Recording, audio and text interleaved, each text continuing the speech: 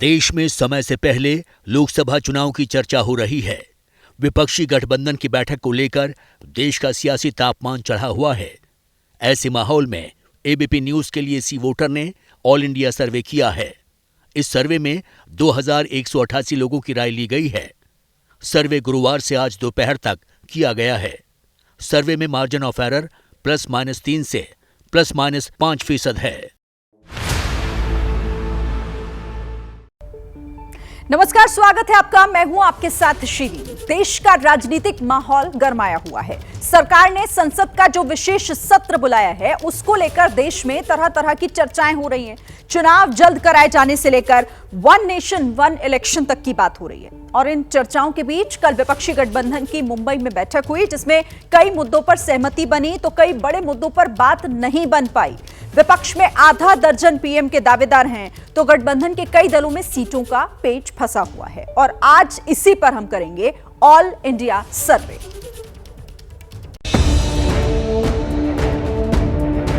विपक्षी गठबंधन की तीसरी बैठक कल मुंबई में खत्म हो गई। मीटिंग में न तो संयोजक को लेकर फैसला हो पाया और न ही अलायंस का लोगो फाइनल हुआ।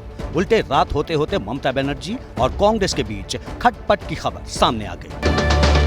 इंडिया गठबंधन की बैठक जिस दिन मुंबई में शुरू हुई उसी दिन सरकार ने संसद का विशेष सत्र बुलाने का ऐलान कर दिया। 18 से 22 सितंबर तक संसद का विशेष सत्र चलने वाला है। सत्र में क्या होगा ये किसी को नहीं पता, लेकिन अटकलें कई तरह की हैं। चर्चा है कि समय से पहले चुनाव का ऐलान हो सकता है। वन नेशन वन इलेक्शन पर फैसला हो सकता है। महिला आरक्षण बिल लाए जाने की भी बात कही जा रही है। जनसंख्या नियंत्रण कानून की बात भी हो रही है। पूजा स्थल अधिनियम को लेकर बदलाव की बात हो रही है। ये भी चर्चा है कि संविधान से इंडिया शब्द हटाने पर फैसला हो सकता है। चर्चा ये भी है कि जम्मू कश्मीर से संबंधित कोई निर्णय लिया जा सकता है। कुछ लोग ये भी मान रहे हैं कि G20 और चंद्रयान से संबंधित कुछ हो सकता है। कुल मिलाकर संसद के विशेष सत्र का सस्पेंस गहराया हुआ है और लोग अपने अपने हिसाब से अंधेरे में तीर चला रहे हैं। वैसे दर्शकों को ये जान लेना चाहिए कि पीएम मोदी हमेशा देश को चौंकाते रहे हैं। ऐसे में हो तो ये भी सकता है कि जो चर्चा में है उनमें से कुछ भी ना हो और कुछ नया ही सामने आ जाए। आज इन्हीं सब सवालों का जवाब हम जानेंगे इस खास पेशकश ऑल इंडिया सर्वे में। तो ऑल इंडिया सर्वे में कई महत्वपूर्ण सवालों को आपके सामने हम रखेंगे और बताएंगे कि इसे लेकर जनता क्या सोच रही है। लेकिन उससे पहले देखिए, संसद के विशेष सत्र को लेकर अटकलें काफी तेज हैं। समय से पहले चुनाव होने वाले हैं क्या और इस पर क्या चर्चा होगी, ये आपको अटकलों का बाजार किस तरीके से गर्म है आपको दिखाते हैं। समय से पहले चुनाव, वन नेशन वन इलेक्शन, महिला आरक्षण बिल, जनसंख्या नियंत्रण कानून, इसके साथ ही पूजा स्थल अधिनियम, संविधान से इंडिया हटाना, जम्मू कश्मीर से संबंधित या G20 चंद्रयान की सफलता, ये तमाम बातें जो हैं ये अटकलें हैं फिलहाल। लेकिन ये तो तभी साफ होगा जब विशेष सत्र होगा और उसके बाद देखना होगा कि क्या महत्वपूर्ण रह सकता है। लेकिन इन तमाम महत्वपूर्ण बातों पर नजर बनी हुई है इस स्पेशल सत्र को, सेशन को लेकर। अब इस पर क्या आखिर हो सकता है, मेरे साथ कई मेहमान हमारे साथ जो हैं वो चर्चा में हमारे साथ जुड़ेंगे। लेकिन सबसे पहले मैं रामकृपाल जी, सीनियर जर्नलिस्ट हमारे साथ यहां बने हुए हैं। रामकृपाल जी, क्या लग रहा है, क्या करने जा रही है सरकार? देखिए सीरीन जी, जैसा कि आपके कहा कि मोदी जी के मामले में कोई प्रेडिक्शन करना हमेशा ये होता है कि सही नहीं निकलता है। हाँ। जोखिम रहता है। लेकिन मुझको ऐसा लग रहा है, अगर मैं कहूँ तो मुझे इसमें लग रहा है कि महिला आरक्षण बिल जो था ये बहुत बड़ा है जिससे देश का पूरा होगा। और मुझे लगता है कि इस पर करीब करीब राजनीतिक सहमति भी दिखाई देगी। तो मेरा ऐसा है कि ये हो सकता है, क्योंकि देखिए 100 साल के बाद हम नई संसद में कहीं बैठने जा रहे हैं। हाँ। और ये मतलब प्रैक्टिकली ये पहला सेशन होगा, क्योंकि इसके पहले इनॉग्रेशन हुआ था केवल। तो ये एक ऐसा मैसेज देश को मोदी देना चाहते हैं, चाहे ये मामला हो या कोई ऐसा। हाँ। कि जिसमें राजनीति कम हो और ये देखा जाए कि वो देश के 140 करोड़ लोगों से जुड़ा हुआ मामला है। तो जिसमें मैं ऐसा मेरा मानना है कि कोई भी कदम ऐसे होगा। और ऐसे में मुझे लग रहा है कि बहुप्रतीक्षित, और जैसा कि मोदी जी शुरू से रहा है कि वो महिला सशक्तिकरण की बात हमेशा करते रहे हैं। और देखिए आप समाज के किसी भी क्षेत्र में हो, महिलाओं को आगे लाने में काफ़ी उनकी बड़ी भूमिका रही है और लगातार वो कर रहे हैं। तो ऐसे में मुझे लगता है कि महिला आरक्षण बिल की संभावना जितनी चीज आपने दिखाई थी, हाँ। मुझे ज्यादा लगती है। महिला आरक्षण बिल आपको लगता है कि इस पर हो सकता है कुछ सरकार लाने जा रही है। ठीक है, हम चाहेंगे कि के शर्मा इस पर से कुछ जो परत है वो हटाएं, कुछ धूल साफ करें, आखिर ये सस्पेंस है क्या। लेकिन उससे पहले जरा जान लेते हैं कि अबे दुबे आपको क्या लग रहा है सर।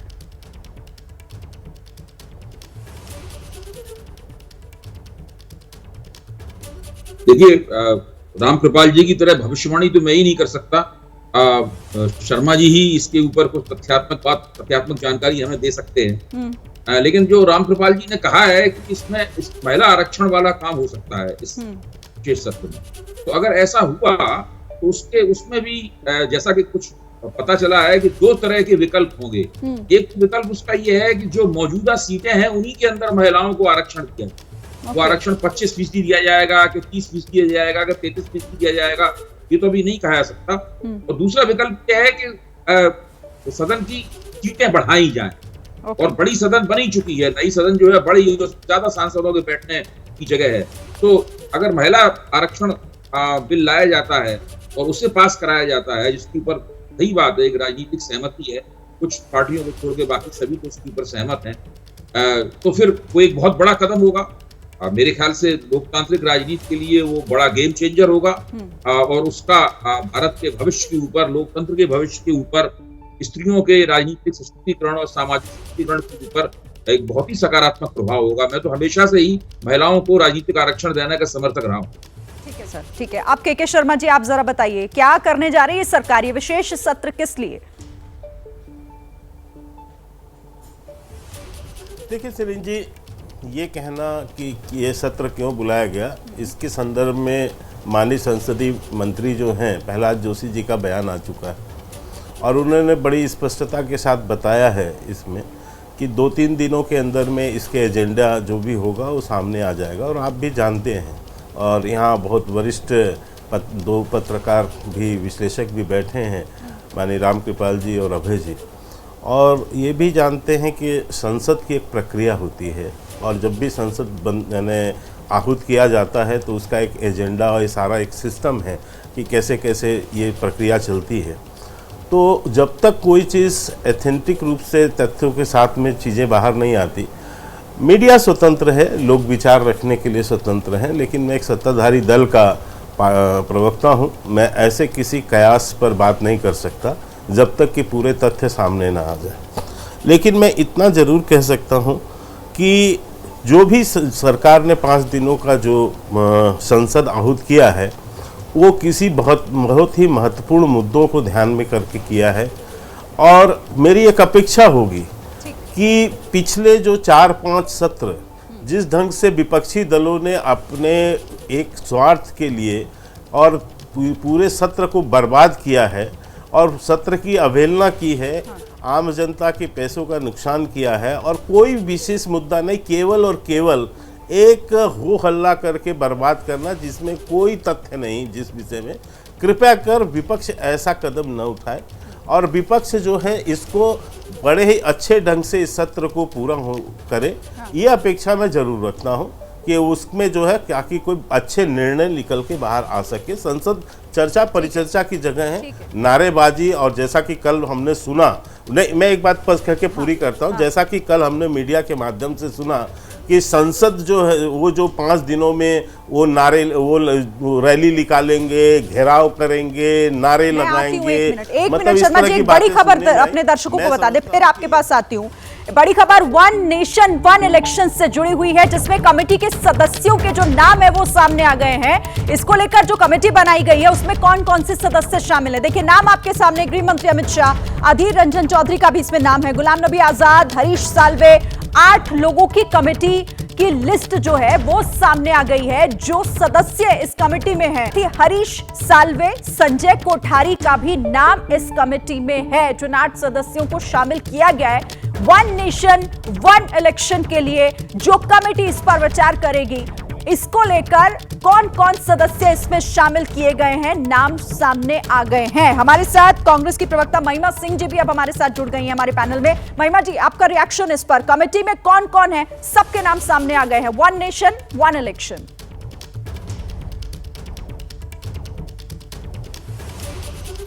जय हिंद।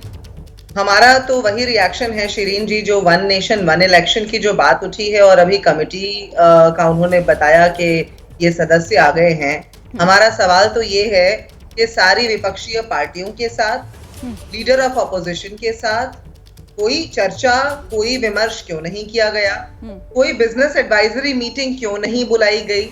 क्योंकि हमें लगता है कि संसद इस देश के अंदर एक तरीके से, एक पद्धति से चलाया जाता है। अभी जब भाजपा के प्रवक्ता बोल रहे थे तो वो अपने आप में एक व्यंग्य था, विडंबना थी, क्योंकि उन्होंने कहा कि संसद की अवहेलना, हम कहते हैं संसद की अवमानना और अवहेलना इस देश को करना भाजपा ने सिखाया है, जब वो विपक्ष में थे तब भी, और आज जब वो सत्ता में बैठे हैं तब भी विपक्ष की तरह से पेश आते हैं। हम देखते हैं उनके अपने ट्रेजरी बेंचेस कार्य नहीं चलने देते हैं संसद के अंदर। अभी उन्होंने बोला कि संसद परिचर्चा की जगह है, नारेबाजी और रैली की जगह नहीं है।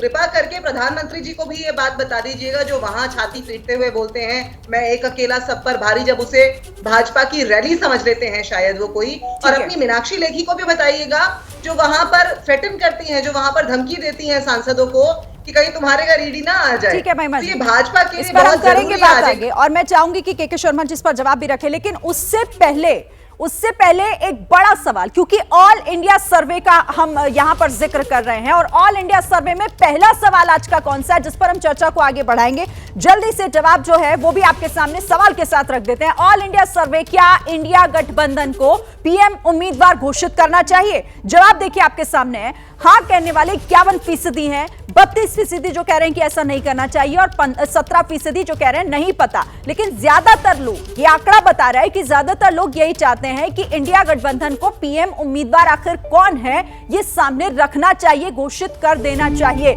तो बड़ा सवाल इसी को लेकर यहां पर देखिए जनता क्या सोच रही है इस सर्वे से, ये भी सामने आ रहा है, क्योंकि इसको लेकर इससे पहले भी कई चर्चा हो चुकी है, जिसमें यह उठता रहा कि क्या पीएम उम्मीदवार घोषित करने में समस्या सामने आ रही है। महिमा जी, क्योंकि जनता भी, ज्यादातर लोगों को यही लग रहा है कि आप लोगों को घोषित कर देना चाहिए। पीएम उम्मीदवार कौन है आपके गठबंधन का?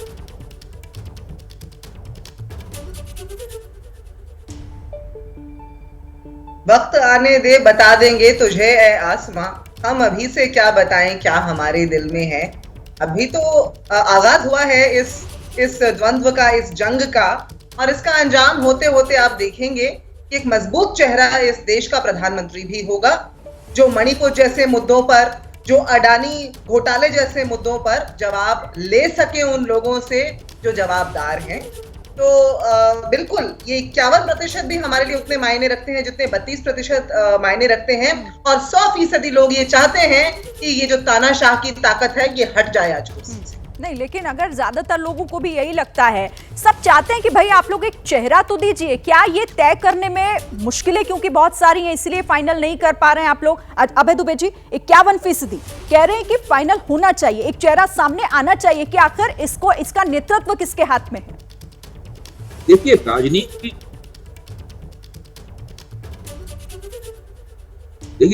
की जो प्रचलित समझ है वो तो यही है कि अगर आप चुनाव लड़ें तो चुनाव में आपका नेता कौन है ये स्पष्ट रूप से सामने आना चाहिए। इसमें क्या होता है कि वोटरों को भी आसानी होती है कि वो एक व्यक्ति को ज्यादा समझ पाते हैं, उसके प्रति अपनी राय बना पाते हैं, उसको स्वीकार करना चाहिए कि नहीं स्वीकार करना चाहिए, इसके बारे में वो एक बहस चला पाते हैं। पार्टी को समझना वोटरों के लिए व्यक्ति के मुकाबले थोड़ा मुश्किल होता है, और गठबंधन को समझना थोड़ा और भी मुश्किल होता है। लेकिन जो इस वक्त गैर भाजपा विपक्ष है, मुझे नहीं लगता कि वो ऐसी स्थिति में है, राजनीतिक परिस्थिति इसके अनुकूल नहीं है कि वो एक गठबंधन का प्रधानमंत्री पद का एक चेहरा पेश करे। इसीलिए INDIA की तरफ से स्पष्ट रूप से उसके प्रमुख नेताओं ने, उसके प्रमुख प्रवक्ताओं ने स्पष्ट रूप से बार बार कहा है कि हम किसी भी चेहरे को सामने रखकर चुनाव नहीं लड़ेंगे।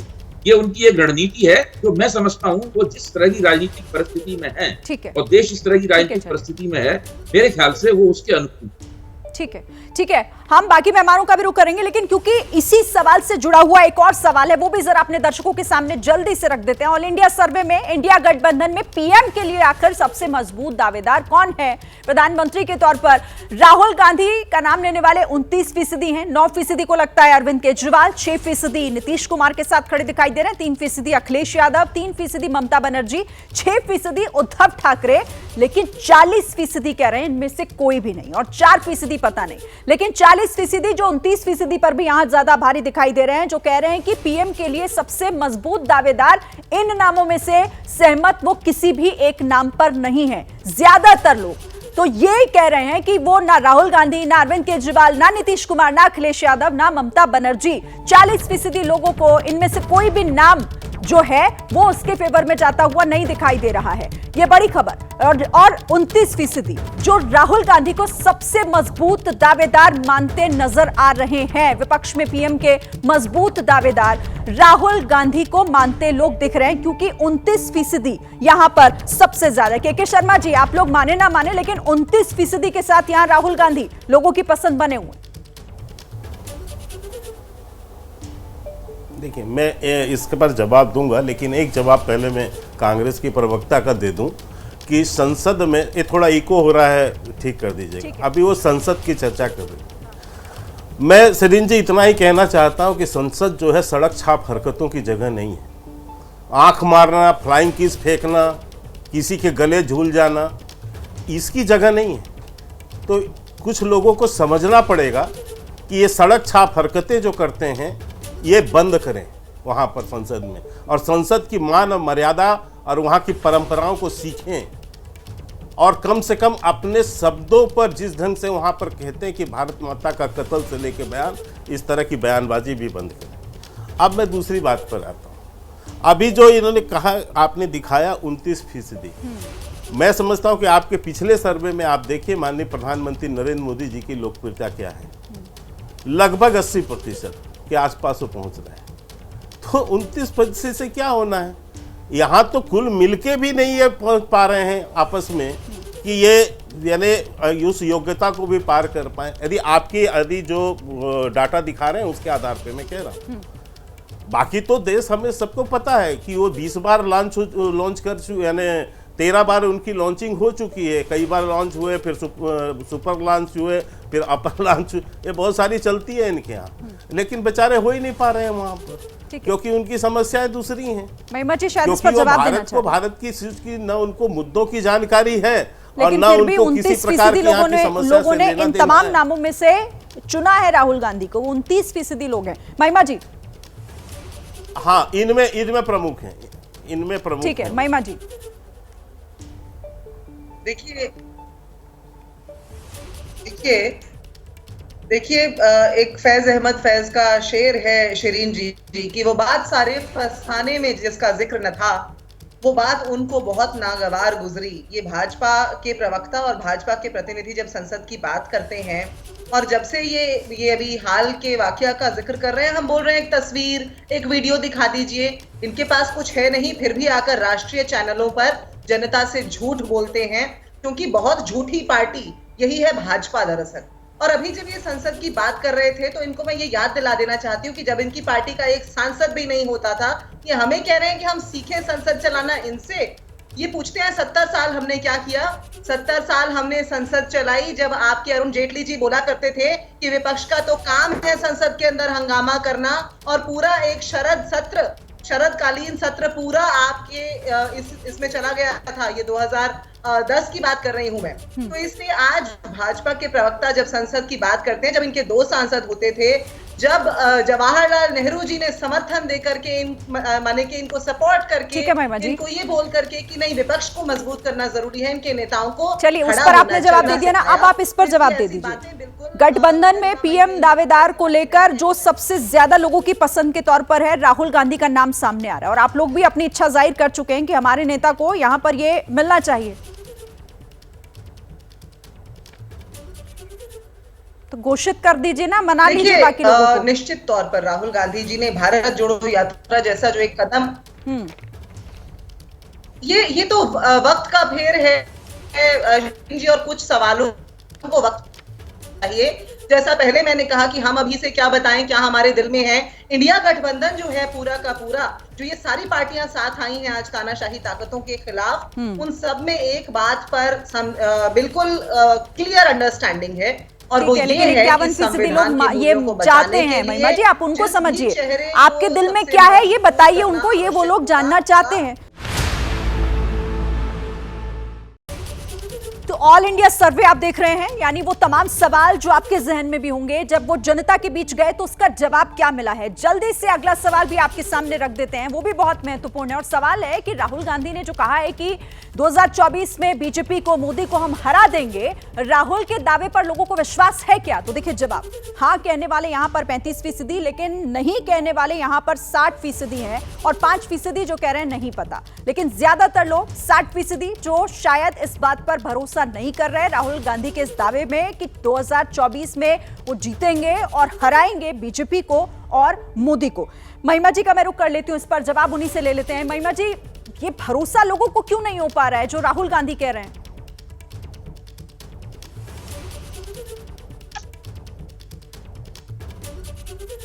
राहुल गांधी जी ने कल एक बात कही थी शिरीन जी, कि हम 26 पार्टियां नहीं हैं, हम 60% वोट शेयर हैं इस देश का। और ये जो लोग जो आपको जवाब दे रहे हैं, जो भी आपके सैंपल साइज हैं, ये लोग या तो लोकतंत्र को ठीक से समझते नहीं हैं, या ये जो वोट शेयरिंग का गणित है उसको ठीक से नहीं समझ पा रहे हैं, क्योंकि टेक्निकल चीजें हैं, आम सी बात है, आम जनता टेक्निकल चीजों को नहीं समझती है। वो उनको ये ध्यान रखना पड़ेगा कि भाजपा के जो 2019 में सहयोगी थे, जिसमें जेडीयू भी था, जिसमें शिरोमणि अकाली दल भी था, और ऐसे बहुत सारे और छत्रप थे जो धीरे धीरे उनसे टूट गए, और अभी आगे जाते जाते आप देखेंगे और टूटेंगे। मध्य प्रदेश में आपने देखा कि सिंधिया जी के फैक्शन के कल एक चौथे बड़े नेता कांग्रेस में वापस आने की तरफ बढ़ गए हैं, भाजपा छोड़ दी है। ठीक है, और आज आपको लग रहा है कि जनता नहीं, लेकिन जनता सब जानती है। के शर्मा जी जवाब देना चाह रहे हैं, लेकिन उससे पहले मैं रामकृपाल जी का एक रिएक्शन ले लूं। रामकृपाल जी, ये जनता नहीं समझ रही है या कांग्रेस समझाने में विफल है? ये गणित शिरीन जी, ठीक है रामकृपाल जी, मैं आती हूँ। महिमा जी एक सेकंड, जनता सब जानती है, जनता ठीक है, एक बार वरिष्ठ पत्रकार हैं, उनको भी सुन लेते हैं, रामकृपाल जी को, फिर आऊंगी आपके पास। शिरीन जी, आपने अब तक जो 3-4 सवाल दिखाए हैं, मैं ये कह रहा हूं कि बहुत ही ऑब्जेक्टिव, और इस देश की मेजॉरिटी, जिसको आम जनता कहते हैं, जो मासेस का बिल्कुल सही नज़रिया है, और इस बात को सारी पॉलिटिकल पार्टीज़ को समझना चाहिए कि जनता क्या चाहती है। आपने पहले जो पूछा था उस पर जिस तरह का सवाल था कि एक तो चेहरा होना चाहिए, हाँ। बहुत सही बात है। आज़ादी से आज तक हर जनरल इलेक्शन जो है वो चेहरे पर लड़ा गया है। चेहरा बहुत बड़ी भूमिका, नेहरू हो, इंदिरा हो, जयप्रकाश नारायण हो, या उसके बाद जो कुछ, हमेशा चेहरे पर रहा है, बहुत बड़ा रोल वो चेहरा प्ले करता है।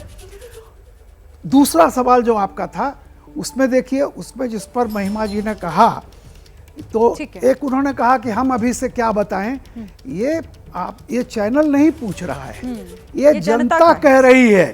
आपको इच्छा है जनता की तो बताइए, और वो 50% से ऊपर लोग कह रहे हैं। नहीं इच्छा आपकी है तो छोड़ दीजिए। अभी आपने जैसे इस सवाल पर कहा 29% जो राहुल जी को जो भी दिखा रहे हैं, बिल्कुल सर, आपने कहा कि आम जनता समझ नहीं पा रही है। सर, इस पर हम करेंगे विस्तार से आगे, क्योंकि इस पर बस एक, ठीक है सर, जल्दी से सर, मुझे ब्रेक लेना है। फैसला तो आम जनता ही करती है, बिल्कुल, और जनता बहुत समझदार है। ठीक है, कृपया उसको इस तरह मत कहिए कि समझा जाए, क्योंकि अंत में फैसला जनता को ही करना है। कुछ और सवाल जो पूछे गए जनता के बीच जाकर, उनका जवाब क्या मिला, ये जल्दी से आपको दिखाते हैं। अगला सवाल ऑल इंडिया सर्वे में विपक्ष के दावे से जुड़ा हुआ है, और विपक्ष का दावा जो ये है कि सरकार डरी हुई है, इसीलिए सिलेंडर का दाम कम कर दिया है। इसका जवाब देखिए, सही कहने वाले यहां पर 42% हैं, गलत कहने वाले 51% हैं, और 7% ऐसे हैं जो कह रहे हैं कि नहीं पता। लेकिन यहां इस पूरे दावे पर जो विपक्ष की तरफ से दावा किया गया कि सरकार क्योंकि डरी हुई है, इसीलिए सिलेंडर के दाम कम किए गए। ज्यादातर लोग इस दावे को गलत मान रहे हैं। 51% का आंकड़ा है जो ये कह रहा है कि नहीं ऐसा नहीं है, लेकिन 42% जो इसे सही भी मान रहे हैं। तो बड़ा और महत्वपूर्ण सवाल है, क्योंकि सवाल को लेकर काफी जिस तरीके से दाम घटाए गए उस पर राजनीति भी हुई, सियासत भी हुई, लेकिन जनता क्या इसको लेकर सोच रही है आपके सामने हमने जवाब भी रख दिए। अब जल्दी से रिएक्शन इस पर ले लेते हैं। शुरुआत सबसे पहले यहां महिमा जी आप इसे कर लेती हूं, अबे दुबे जी, फिर उसके बाद आपके पास आऊंगी। महिमा जी, 51% से कह रहे हैं कि नहीं ऐसा नहीं है, वो गलत कह रहे हैं, विपक्ष का दावा गलत है।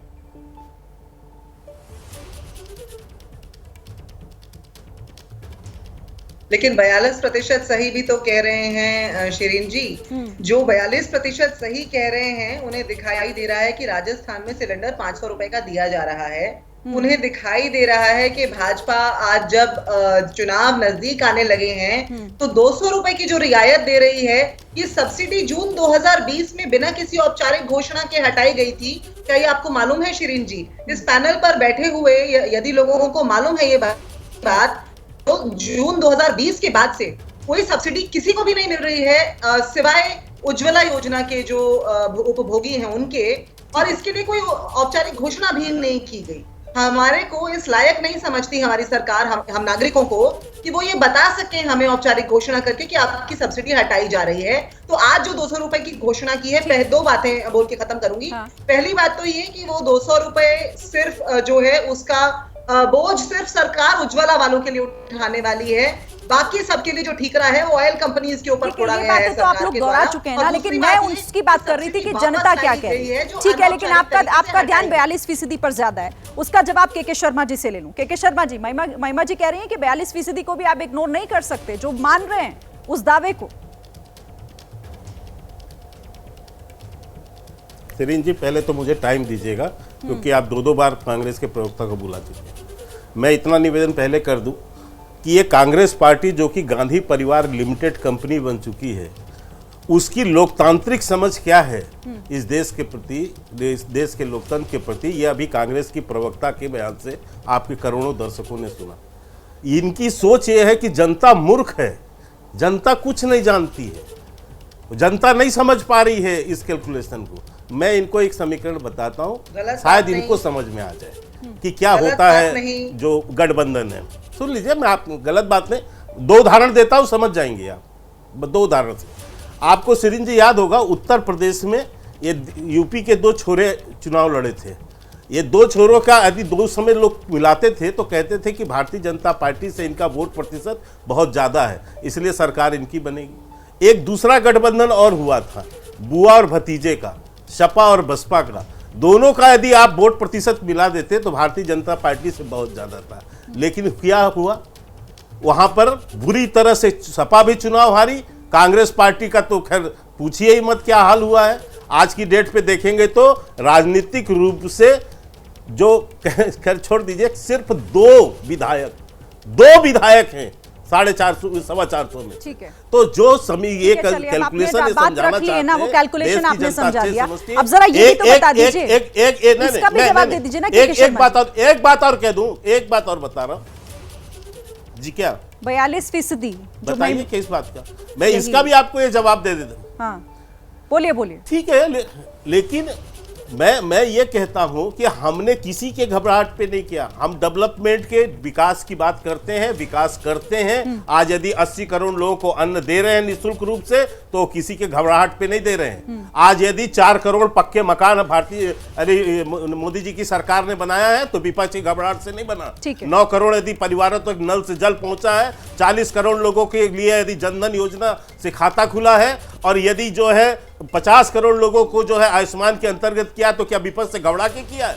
आज चंद्रयान यदि चंद्रमा में चंद्रयान पहुंचा है तो विपक्ष से घबरा कर पहुंचा है। गगनयान यदि आज जो है उड़ा है तो क्या विपक्ष से घबरा कर इसका हुआ है? ये केवल इसकी बात यह है कि अपने मुंह मियां मिट्टू बनना। और इतना एक बात केवल क्या के समाप्त करूंगा। नहीं, लेकिन जैसा आप 51% को आप कह रहे हैं कि वो ये मान रहे हैं, 42% भी उतना इंपॉर्टेंट है ना। ठीक है, चलिए मैं आती हूँ सर आपके पास, मैं आपके पास आऊंगी, महिमा जी भी जवाब देंगे और अबे दुबे जी बहुत देर से इंतजार कर रहे हैं, उनके पास भी आते हैं। लेकिन अगला सवाल पहले ले ले, जरा अगला सवाल भी ले लेते हैं।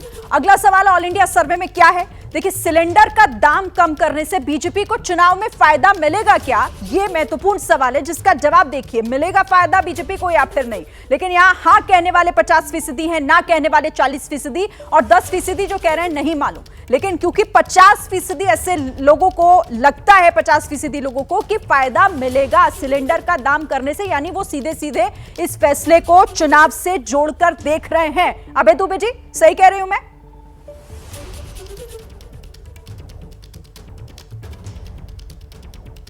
देखिए, आपने जो दोनों सवाल रखे और दोनों के जवाब बताए, उसमें मुझे लगता है कि इस प्रश्न के ऊपर टक्कर है। सही है कि एक जगह एक तरफ 50% है और एक तरफ 40% है, लेकिन मोटे तौर पर जो मौजूदा माहौल है उसमें इस प्रश्न के ऊपर टक्कर है।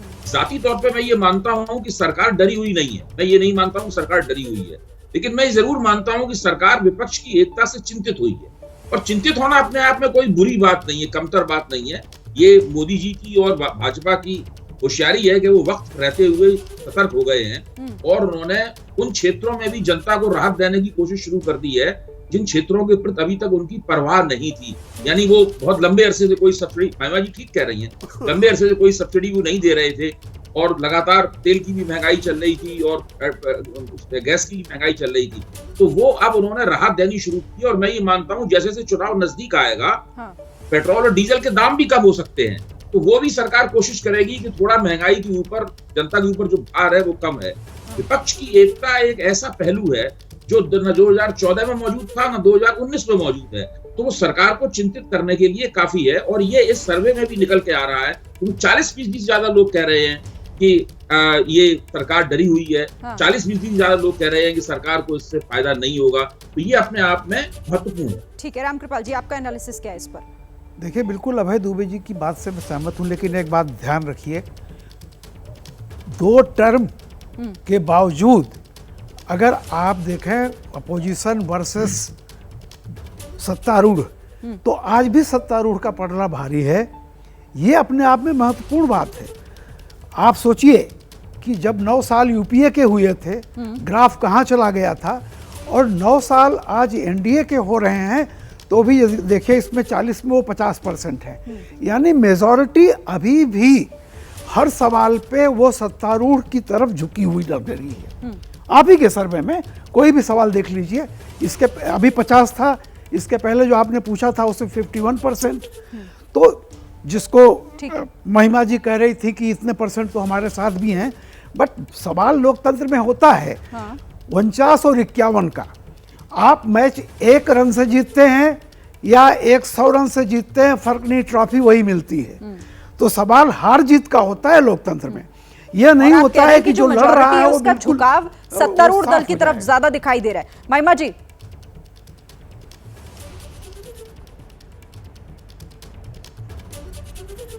देखिए, ये जो भाजपा का प्रोपेगेंडा मैनेजमेंट है शिरीन जी, इस बात से पता चलता है कि अभी पिछले हफ्ते दैनिक जागरण की एक खबर थी कि सरकार ने दोबारा एयर स्ट्राइक किया पाकिस्तान के ऊपर, और वो झूठी खबर थी और उसको बाद में उसका पर्दाफाश किया गया। लेकिन तब तक वो देश के कोने कोने तक, सबको पता है उस अखबार की व्यापकता कितनी है, वो पहुंच गई कोने कोने तक, और हर व्यक्ति फैक्ट चेक करने नहीं जाता। तो ये जो लोग आज वोट कर रहे हैं, इसमें से बहुत से लोग ऐसे भी हैं जो उस प्रोपेगेंडा से प्रभावित हैं। हम सबको पता है कि अमित शाह जी तो व्हाट्सएप से चुनाव लड़ने में पारंगत हैं। तो इसलिए media management, social media management एक बात है, दूसरी बात ये, एक तरफ चाहत है शिरीन जी और दूसरी तरफ हकीकत है। फिर तो सवाल ये होता है ना कि आप लोगों को नहीं समझा पा रहे हैं, आप उस मैनेजमेंट में कहीं ना कहीं जो है वो पीछे दिखाई दे रहे हैं। सही क्या है, आप लोगों की क्या हकीकत है, वो लोगों को समझाइए फिर जाके वहां जल्दी से। फिर के शर्मा जी के पास आती हूँ। हमने यदि भाजपा की तरह दुरुपयोग किया होता, अरे आज तो सीबीआई ईडी को ही काटने लगी। मतलब आज हालत ये हो गई है, ईडी से विपक्ष के ऊपर छापे पढ़वा के, जो कि अपने प्रोपेगेंडा के तहत ये करते रहे, आज सीबीआई से असिस्टेंट डायरेक्टर ईडी के ऊपर ही इन्होंने एफआईआर करवा दी है। और सबको मालूम है आज किस तरह से देश चलिए, मैं के शर्मा जी बहुत देर से आपके जवाब पर हंस भी रहे हैं, तो किस बात पर उन्हें आखिर इतनी हंसी आ रही है, सुन लेते हैं के शर्मा जी। अडानी घोटाले जो मुख्य, ठीक है महिमा जी, ये आरोप तो आप लोग लगाते ही रहे हैं। आज जरा बात कर लेते हैं ना जल्दी से। के शर्मा जी। ये सवाल है, आज ये सवाल सामने खड़े नहीं, हो पाए। मुझे आश्चर्य है। थोड़ा महिमा जी को बंद कराइए, बोलिए, कहाँ के क्यों इतनी उसमें बौखला क्यों गई हैं? मुझे आश्चर्य है कि अभी आप सर्वे दिखा रही हैं और सर्वे के ऊपर किसी का प्रश्न नहीं है, ये तो जनता के बीच आपने सर्वे किया, हम उसकी विश्वसनीयता की बात कर रहे हैं। लेकिन महिमा जी इतनी बौखला गई कांग्रेस की प्रवक्ता कि आप पर ही आरोप लगाने लगी कि मीडिया मैनेज है, आपका सर्वे मैनेज है। मतलब जब सर्वे मैनेज तो आई क्यों यहां पर आप डिबेट करने के लिए?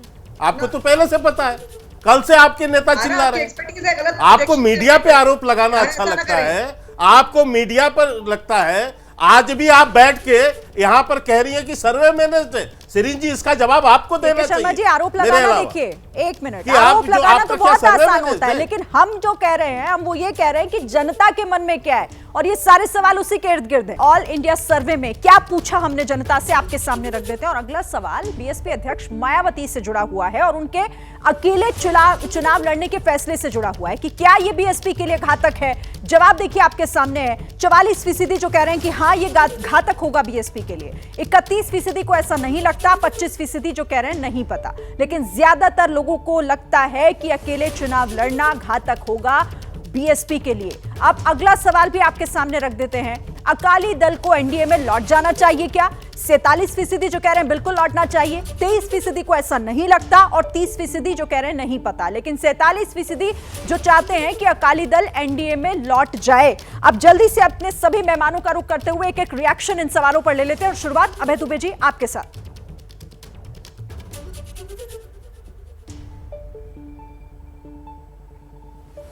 देखिए, जहां तक बहुजन समाज पार्टी का ख्याल है, मुझे लगता है उसने अकेले चुनाव लड़ने का जो फैसला किया है, उससे बहुजन समाज पार्टी का जो होगा वो तो होगा ही। हम लोग जानते हैं क्या होगा। जो आपने दिखाया है कि 44% लोग कह रहे हैं कि वो घातक है। मैं मानता हूं कि बहुजन समाज पार्टी की जो रही सही साख है उत्तर प्रदेश में, इस बार के अगर उसने अकेले चुनाव लड़ा, इस बार के लोकसभा चुनाव में वो भी समाप्त हो जाएगी और इससे भारतीय जनता पार्टी को बहुत जबरदस्त लाभ होगा। मेरे ख्याल से भाजपा मायावती के इस निर्णय से अंदर ही अंदर काफी खुश होंगी। 2022 के विधानसभा चुनाव में भी बसपा अलग से लड़ी थी, उसमें कुछ पश्चिमी उत्तर प्रदेश में तो बसपा का जो आधार है वो भाजपा की तरफ शिफ्ट हुआ था। ठीक है सर। और दूसरी जगहों पे भी बसपा ने कुछ खास हासिल नहीं किया। जी ठीक है, रामकृपाल जी जल्दी से आपका रिएक्शन, फिर के शर्मा जी और महिमा जी के पास। देखिए, मैं अकाली दल के बारे में भी कुछ कहना चाहता हूँ मैं। जी सर, जल्दी से सर। देखिए, अकाली दल अंततः भाजपा के साथ ही जाएगा। ठीक है सर, कितनी देर में जाएगा, ठीक है सर, समय कम है, जल्दी जल्दी रिएक्शन ले लेती हूँ। आइए रामकृपाल जी। देखिए श्रीन जी, मेरे हिसाब से मायावती जी का फैसला जो है, अगर आप देखिए तो 52% मायावती जी के फैसले के साथ है, क्योंकि वो यथार्थवादी है। उन्होंने देख लिया कि उनके मिलने से उनका वोटर नहीं जा रहा है। ठीक है सर। वो बिल्कुल पसंद नहीं करता उनका वोटर कि जिससे वो मेल मिलाप कर रही थी अखिलेश से, बिल्कुल दोनों के वोटर बिल्कुल डिफरेंट हैं और वो ट्रांसफर नहीं होते हैं। तो मायावती जी, और ये जानती है मायावती को प्रधानमंत्री नहीं बनने जा रही हैं, तो कम से कम एक पॉलिटिकल फैक्टर वो रहेंगी, कम से कम उनका रेलेवेंस रहेगा